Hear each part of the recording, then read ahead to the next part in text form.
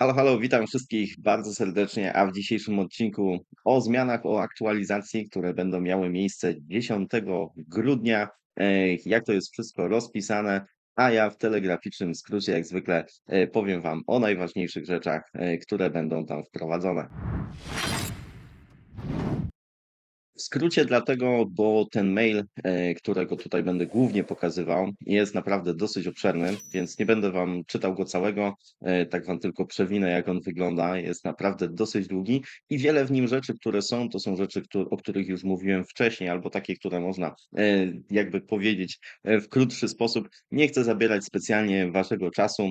Zastanawiałem się, czy w ogóle nagrywać o tym odcinek, ale myślę, że mimo wszystko jest to w jakiś tam sposób e, przydatne, warto wiedzieć, więc dzisiaj właśnie odcinek o tym, co tak naprawdę dostaniemy na święta, bo będzie aktualizacja, która będzie właśnie 10, e, ale wiadomo, że wiele z tych rzeczy wejdzie dopiero w okresie świątecznym. Jedna informacja tutaj jest taka, że żeby w pełni wykorzystać te zmiany, które wejdą, będziemy musieli tak jakby przeinstalować sobie gierkę, żeby te nowe rzeczy weszły. Także pewne rzeczy będą dosyć dużą zmianą, podejrzewam, no i właśnie dlatego będziemy musieli to zrobić, więc możecie się już wstępnie przygotować, że coś takiego będzie miało miejsce, albo jeśli niektóre funkcje nie będą Wam działać w grze, to po prostu musicie sobie może odinstalować i zainstalować z powrotem Rise of Kingdoms, albo jakoś tam nadpisać. No są różne opcje. Dobrze, przejdźmy w takim razie już do, tak jak powiedziałem, skrótu, bo zdecydowanie będzie to skrót informacji, które mamy tutaj w tym mailu.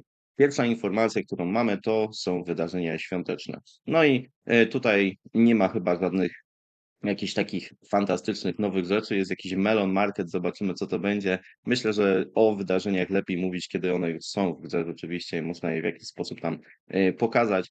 7K Gems Event pewnie będzie, bo zawsze jest na święta, więc tutaj nie wiem jeszcze jak on się nazywa, czy to będą te super sanki, czy cokolwiek, ale to chyba najważniejsze, że będziemy mieli ten 7K Gems Event, oprócz tego ten Zenit, o którym nagrywałem ostatni odcinek, więc tutaj też nie chcę jakoś specjalnie za dużo czasu spędzać. Ok. Punkt drugi to mamy Realm of Mystique Game Mode Opening Soon. Nowy Game Mode też opisany bardzo szczegółowo, że to będą jakieś 3 poziomy. Będziemy pokonywać bossów i tak dalej, ale szczerze powiedziawszy, to jest kolejna jakaś tam forma tego jakby Ceroli Crisis. Wydaje mi się, że niespecjalnie grająca graczy. Zobaczę oczywiście, pewnie jak już wejdzie to do gry, to może nawet nagram odcinek, ale szczerze nawet nie spodziewam się większego zainteresowania z waszej strony. Wiem jak to jest, wiem jak sam robię te Ceroli, teraz też muszę dzisiaj zrobić i mam właśnie takie, o, jeszcze to muszę zrobić, w ogóle po co? Więc podejrzewam, że ta nowa forma, którą tutaj będziemy mieli, no spoko, ale tak jak mówię, no mam nadzieję, że to będzie w jakiś tam sposób interesujące naprawdę, ale czy tak będzie, to pewnie zobaczymy. No i następna rzecz, którą będziemy mieli, to mamy Lost Kingdom Optimizations. One zwykle są ciekawe, natomiast tutaj pierwsza rzecz, którą mamy, to zmiany w tych KVK Shifting Gears. No i wiecie, żeby tak naprawdę wiedzieć, co tam się może zmienić i czy to warte, czy nie warte, to trzeba przede wszystkim grać w to KVK. To przypominam, jest to KVK, w którym wiecie, jest dużo wieżyczek i strzałów z dystansu. Ono jest, powiedziałbym, mega niepopularne, to KVK. To jest raz. I teraz trzeba by zagrać w nie drugi raz, żeby zobaczyć, jakie są te różnice. A myślę, że to procent graczy jest bardzo, bardzo niewielki, więc myślę, że raczej będzie mega trudno, nawet jeżeli te optymalizacje tutaj będą wow, super ekstra, to zachęcić graczy do tego KVK będzie po prostu mega trudno, więc no cóż, są tam jakieś zmiany, pewnie dzięki temu będzie się lepiej grało, ale szczerze powiedziawszy, myślę, że znowu to jest taki temat bardzo niszowe jest to KVK, więc wydaje mi się, że tutaj w ogóle nie ma jakiejś wielkiej szansy, żeby to interesowało graczy. Ciekawe i fajne rzeczy zaczynają się dopiero od kolejnych podpunktów. I ten drugi jest bardzo fajny. Będziemy mogli w końcu przekazywać kontrolę nad przejściami, na przykład w koalicji czy w obozie. Wiecie, do tej pory bardzo często mieliśmy ten problem, że jeżeli jedna część koalicji przejęła pas, to druga nie mogła budować flag i tak dalej, i tak dalej. I ogólnie jest to strasznie upierdliwe często. Więc nie będzie już tego problemu, będziemy mogli po prostu przekazać kontrolę nad pasem innemu sojuszowi, który jest właśnie naszym sojusznikom, tak, z którymi jesteśmy w obozie. No i myślę, że to jest naprawdę bardzo spoko. Okej, questy będziemy mogli przyjmować wszystkie razem. Akurat tutaj to uważam, że to nie jest jakaś super optymalizacja. Ale co ciekawe, będziemy mieli te restricted chat channels, czyli nie wszyscy będą mogli czytać to, co piszemy na czacie w KVK.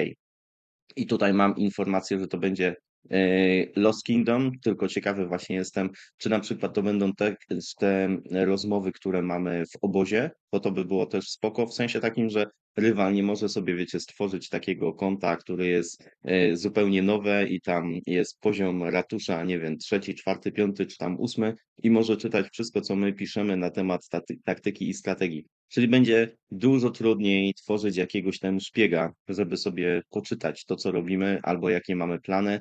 No i tutaj uważam, że to jest bardzo spoko, bo raczej się komuś nie będzie chciało robić, wiecie, miasta do poziomu 25, żeby zobaczyć, co tam rywale piszą sobie na czacie, więc uważam, że to jest bardzo spoko. Oprócz tego będziemy mieli poprawkę, jeśli chodzi o skille. Tak, do tej pory one tutaj coś było nie tak, ja już nawet nie wiem, bo dawno nie grałem w takim KVK, gdzie są te artefakty, ale właśnie, że już nie będą tak działały, bo był to błąd z pewnymi skillami, one się jakby włączały wtedy, kiedy nie miały się włączyć. Tutaj nie chcę dokładnie przechodzić do tego. Tak czy inaczej zostanie to naprawione i będzie działało tak, jak powiedzmy, że powinno działać, więc tutaj trzeba będzie uważać przy nakładaniu tych artefaktów, że już to nie będzie tak mocne, jak było do tej pory. No i to, co już też wcześniej mówiłem o tym, że będziemy mieli w Hall of Heroes nie tylko zwrot naszych jednostek, ale też będzie zwrot 10% surowców, tylko że uwaga, to będzie dopiero dla tych KVK, które rozpoczną się po zmianie, czyli jeżeli zaczynacie KVK po 10 grudnia, to już prawdopodobnie ta zmiana Was będzie dotyczyć i dostaniecie surowce na koniec KVK, co jest w sumie, wydaje mi się, całkiem spoko. I też spoko będzie to, bo przy okazji będziecie mogli sobie zobaczyć, ile w ogóle surowców żeście tak jakby wyłożyli czy zużyli na danym KVK. Oprócz tego więcej tych kamieni przemiany w KVK 2 i 3, też spoko. Jeśli chodzi o Arkę, to bardzo krótko jest wspomniane. Będzie w końcu ta nowa mapa na Arce, no i fantastycznie, bo ona jest naprawdę dużo ładniejsza. Podoba mi się ta nowa mapa. Finalnie na początku miałem swoje jakby wrażenia takie, że może tam jest za dużo tego zielonego, ale w sumie jak się gra, to jest naprawdę bardzo spoko, także cieszę się też, że będzie nowa mapa na Arkę i wtedy będziemy mogli sobie fajnie pograć. Mamy też coś o tym vacation permit, czyli tym, że wiecie, dajecie komuś kartę, że nie musi grać, w sensie król to robi. E, Jeżeli damy komuś taką kartę i się okaże, że dalej ktoś by chciał mieć wieczne wakacje, to możemy mu tak też, powiedzmy, później będzie miał tańsze paszporty, czyli jeżeli można komuś zrobić tak, że najpierw dajemy mu te wakacje, a później może sobie taniej kupić paszporty i dzięki temu możemy go pożegnać, jeśli chodzi o nasze królestwo, więc wydaje się, że to jest też całkiem spoko. Mamy jak zwykle też te zmiany, powiedzmy, inne. Będzie jakiś New Gameplay Guide, czyli dla początkujących będzie przewodnik, gdzie będzie można zobaczyć sobie, jak się poruszać. Podejrzewam różne takie rzeczy. Myślę, że przy okazji będzie można zobaczyć te nowe opcje, które są. Może nie wszyscy jeszcze ich używają, więc to wydaje się, że też będzie spoko. Znowu jedno tylko zdanie, a bardzo fajna rzecz to są te kalkulatory, o których też już mówiłem i one też się pojawią. W sumie też już trochę o tym było, tak, na zdjęciach, więc tutaj mamy jeszcze raz o tym powiedziane. Oprócz tego mamy te story, czyli z tymi naszymi dowódcami, jak gadamy, że będzie to inaczej, ale podejrzewam, że chyba będzie to jakoś schowane. Tak czy inaczej, wydaje mi się, że to też jest mniejsza sprawa, ale mamy też tutaj control optimizations i tutaj wydaje mi się, że to będzie fajne. Ostatnio, jeżeli w ogóle coś Lilith zmienia przy tym operowaniu na mapie i tak dalej, to rzeczywiście są to fajne rzeczy, szczególnie kiedy gra się na telefonie. Naprawdę gra na telefonie moim zdaniem zrobiła super postęp w tej grze, więc mam nadzieję, że tutaj też będzie coś fajnego, mimo że wiecie, to jest zawsze jak tak jest napisane, to nie do końca można to wyczuć i dopiero kiedy włączy się rzeczywiście na telefonie i zacznie się używać tych rzeczy, to nagle jest takie, aha, dobra, no jednak fajne, super. Więc myślę, że zrobię tak samo jak ostatnio i spróbuję sobie tak dłużej pograć albo przynajmniej, nie wiem, tak jakby poudawać walkę, i pooglądać, jak to rzeczywiście wygląda, już po tej zmianie i wtedy będę miał dużo lepszy ogląd sytuacji. Nie będę wam czytał wszystkiego, bo tu są takie rzeczy, że wiecie, tym jak macie Max VIPa i te Supreme Wheel, to możecie kręcić 50 razy na raz. Myślę, że większości graczy to nie interesuje.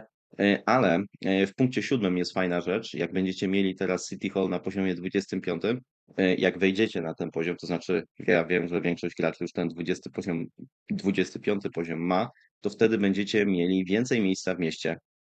Czyli dla tych, którzy właśnie mają takie poczucie, a tutaj jeszcze bym sobie to postawił albo to, a nie mogę, bo już miejsca w mieście nie ma. Szczególnie chyba ci, którzy lubią ozdoby, bo w sumie ja jak sobie tak o tym myślę, to okej, u mnie może w mieście nie ma za dużo miejsca, ale mam tam mnóstwo ozdób, których równie dobrze mógłby się po prostu pozbyć i one mi są na nic niepotrzebne. Ale wiecie, niektórzy lubią sobie zrobić takie jakieś ładne miasto, jakiś, nie wiem, wzorek w środku, no to będziecie mieli więcej opcji, no i będziecie mogli sobie więcej postawić tych ozdób, które przecież zdobywamy tutaj cały czas w Rise of Kingdoms.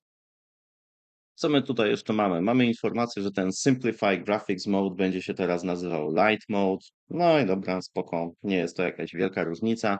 Trzeba będzie się trochę przestawić. O pozostałych rzeczach nawet wam już nie będę tutaj czytał, bo wydaje mi się, że one są, tak jak mówię, no niszowe, nie są jakieś takie specjalnie ważne, więc ci, którzy będą tego używać, to pewnie zauważą, ale tak jak mówię, no nie chcę marnować jakoś specjalnie waszego czasu opowiadając o rzeczach, które są mało w ogóle użyteczne w grze, tak? Więc że tam będzie można sobie zmieniać te skórki miast, które są powiedzmy z leadershipu na te, które są, nie wiem, z kawalerii i tak dalej. No tych legendarnych nie będziemy mieli jakoś bardzo dużo, ale no, będzie większa opcja zmiany. Niestety nie jest to taka opcja zmiany, którą ja bym chciał, w sensie, że wiecie, dla mnie to powinno być totalnie otwarte i wszystko, co nie jest totalnym otwarciem tych zmian, to jest takie sobie, tak? Wydaje mi się, że naprawdę tych skórek nie mamy aż tak dużo i każdy powinien sobie wybrać takie miasto, jakie mu się podoba, tak? Czyli w sensie z tych, których ma dostępne oczywiście do gry, to powinien sobie po prostu, no takie, chcę taką, mam dostępną, to chcę sobie, to mogę grać na takiej i mieć te statystyki, które mam najlepsze dostępne, albo chcę taką, albo jakąkolwiek inną. Myślę, że to by zmieniło dużo jeśli chodzi o wygląd, tak? Ja bym sobie mógł zrobić jakąś taką, wiecie, śnieżną skórkę i bym miał jako snow i w ogóle spoko. A miałbym na przykład statystyki nie atak kawalerii, tylko bym miał te moje punkty życia łuczników i to by mi się bardzo podobało. Na razie czegoś takiego chyba nie będzie. Ja bym, gdybym mógł w ogóle, to bym sobie tą wybrał. Ona jest taka bardzo spoko, pasuje gdzieś tam do mnie. To by było bardzo fajne. No ale cóż, nie możemy cały czas zmieniać pomiędzy legendarnymi i epickimi. Musimy trzymać się jakby swojego typu miasta. Wydaje mi się, że to jest bez sensu. Nic to nie daje. Myślę, że ci gracze, co mają Zenit i tak by bardzo chcieli się pochwalić tym, że ja mam tą zenitową skórkę i w ogóle moje miasto jest większe i robi takie fajne efekty, jak na przykład to moje teraz. Ale cóż, ja bym na przykład chciał mieć taką trochę bardziej do mnie pasującą właśnie Snow, to by było fajnie, gdybym mógł sobie użyć śnieg, nie będę mógł. No i zobaczcie, znowu się rozgadałem o głupotach, zupełnie jakby mało potrzebnych i tak tego, co bym chciał, to nie ma. Także tyle z tego maila i cóż, do zobaczenia jutro, do usłyszenia, trzymajcie się, cześć.